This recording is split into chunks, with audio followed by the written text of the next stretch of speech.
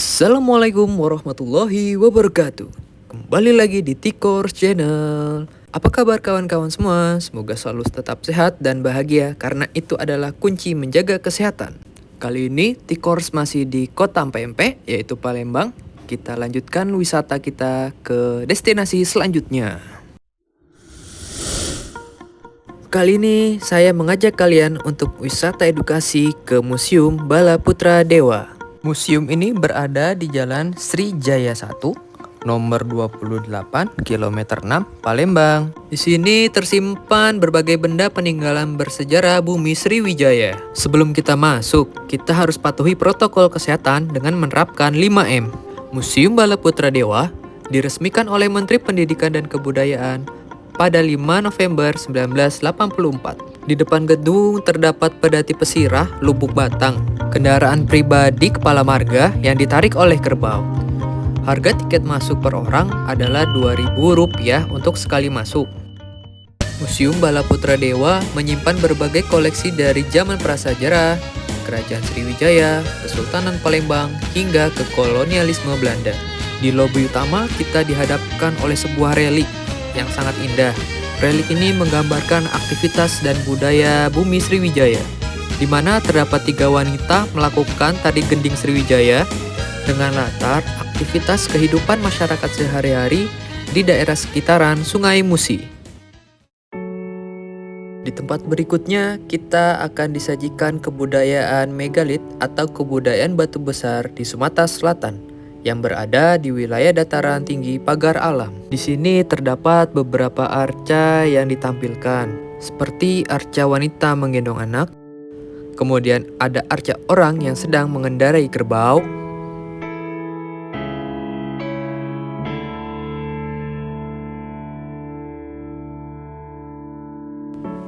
ada arca kepala seorang prajurit yang sedang memakai topi,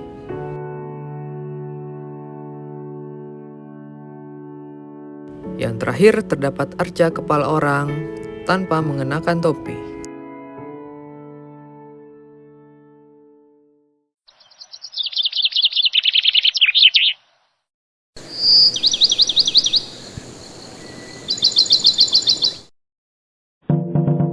Kita lanjut ke ruang Galeri Melaka.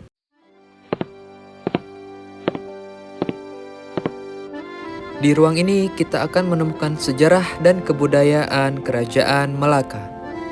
Sejarah singkatnya, pendiri Kerajaan Melaka sebenarnya adalah orang asli Palembang bernama Parameswara. Dia adalah anak Raja Sriwijaya yang melarikan diri hingga ke Temasik atau yang sekarang disebut dengan Singapura dan akhirnya mendirikan Kerajaan Melaka. Jadi, akar budaya masyarakat Melaka atau masyarakat Melayu pada dasarnya berawal dari Indonesia, terutama di Palembang.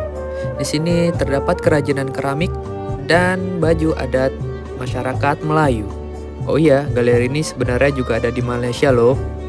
Jadi intinya kita itu saudara loh, sama-sama masyarakat Melayu. Bila ada yang tertarik tentang sejarah Melaka dan kebudayaan masyarakat Melayu, bisa dicari bukunya seperti yang ada di sini ya, di toko buku kesayangan Anda.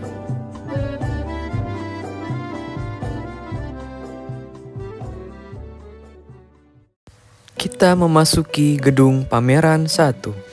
Di ruang ini kita akan dibawa menuju lingkungan prasejarah di Sumatera. Di sini kita akan menemukan fosil tulang belulang dari gajah dan kerang. Gajah merupakan salah satu hewan yang hidup semenjak ribuan tahun yang lalu dan menjadi hewan prasejarah yang berada di lingkungan Pulau Sumatera. Harimau Sumatera dan beruang madu merupakan hewan buas yang hidup di alam liar Sumatera. Oke, kita akan melanjutkan ke ruang sebelahnya. Memasuki ruang ini, suasananya agak sedikit horor. Di sini terdapat tempayan kubur yang berfungsi untuk menyimpan beberapa tulang belulang manusia. Besarnya tempayan mengindikasikan bahwa manusia yang dikubur mempunyai strata sosial yang lebih tinggi. Kemudian ada temuan fosil kerangka manusia yang diduga hidup pada masa zaman berburu dan ditemukan di Desa Padang Bindu, Ogan Komering Ulu, Sumatera Selatan. Yuk, kita lanjut ke ruang selanjutnya. Di ruangan ini kita akan melihat tentang peradaban di Sungai Musi.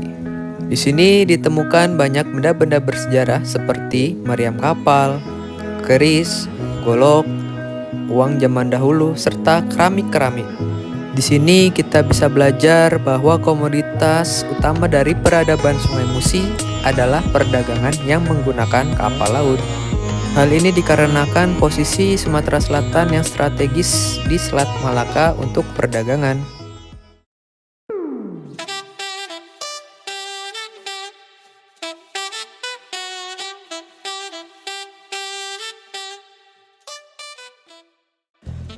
Setelah dari ruang pameran 1, kita bisa menelusuri lorong untuk menuju ruang penyimpanan arca-arca. Di sini terdapat berbagai macam arca, seperti arca Buddha, arca pada zaman megalit, kemudian yang terkenal adalah arca batu gajah.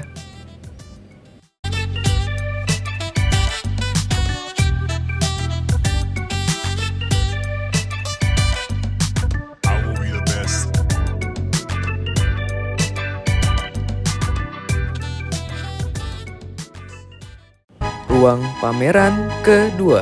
Di ruang ini kita akan memasuki masa kerajaan Sriwijaya. Kita dapat menemukan prasasti-prasasti yang menjelaskan awal atau asal mula berdirinya kerajaan Sriwijaya. Prasasti tersebut antara lain prasasti Kedukan Bukit, Relaga Batu, Kota Kapur, Talang Tuo, Bumbaru, Kembang Uglen 1, Kembang Uglen 2, dan prasasti Sidaharyata. Ke ruang yang terakhir, yaitu gedung pameran ketiga. Di sini kita akan menelusuri zaman Kesultanan Palembang. Berbagai koleksi seni ukir berada di ruangan ini, termasuk kerajinan tangan pada zaman Kesultanan Palembang. Dan yang menjadi ciri khas pada zaman Kesultanan Palembang adalah kain songket. Berbagai macam motif jenis kain songket disimpan di sini. Dan tak lupa juga terdapat alat untuk merajut kain songket itu sendiri.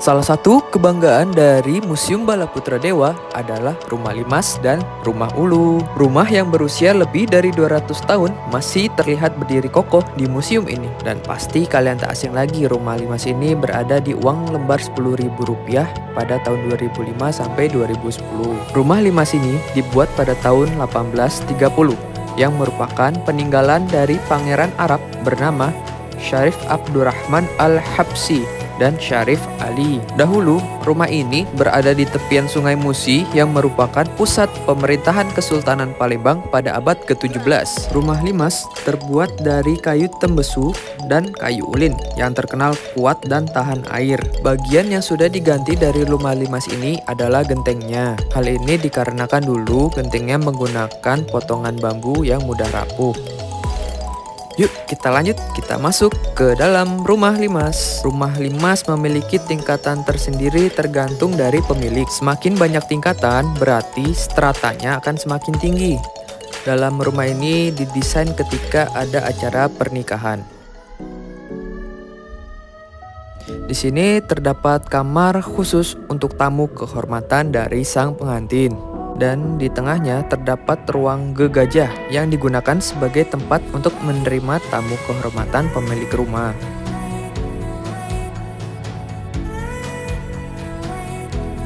Dan terdapat satu kamar lagi untuk pengantin yang baru saja menikah. Dan pengantin ini biasanya akan dijaga ketat oleh pengawal yang ada di ruang sebelahnya. Dan ini adalah tempat duduk pelaminan untuk pengantin. Di belakang pelaminan terdapat 2 kamar tidur lagi. Pada saat saya berkunjung di sini, ruangan ini sedang dilakukan penataan ulang oleh pemilik museum.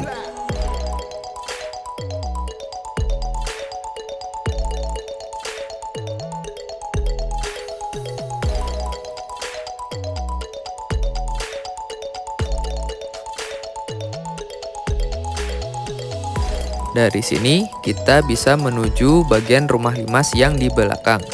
Sebagai informasi, rumah limas bagian belakang ini milik Pangeran Arab yang bernama Syarif Ali, sedangkan yang di depan milik Pangeran Abdurrahman Al-Habsyi.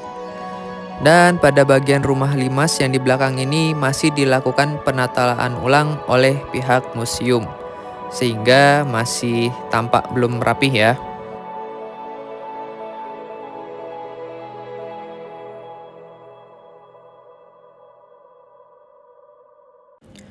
Oke, dari rumah limas kita akan menuju ke rumah ulu. Rumah ulu merupakan rumah panggung tradisional Sumatera Selatan. Dinamakan rumah ulu karena rumah ini berada di daerah Uluan. Rumah ini telah berusia 224 tahun atau sekitar abad 19 Masehi. Oh ya, dan salah satu ciri khas rumah ulu ini didesain sebagai rumah tahan gempa. Dan salah satu sejarah penting, pada masa revolusi fisik kemerdekaan tahun 1945 sampai 1949, Rumah Ulu yang saat ini menjadi koleksi Museum Bala Putra Dewa pernah dijadikan sebagai rumah mata-mata pejuang kemerdekaan Republik Indonesia. Tetapi sayangnya kita tidak dapat memasuki Rumah Ulu ini karena masih dalam proses penataan oleh pihak museum. Oke, mungkin cukup sekian jalan-jalan kita kali ini. Bung Karno sebagai proklamator Indonesia selalu mengingatkan, jangan sekali-sekali meninggalkan sejarah, karena itu adalah jati diri kita sebagai bangsa Indonesia. Oke, thanks for watching. Jangan lupa subscribe dan klik lonceng notifikasi untuk video-video selanjutnya.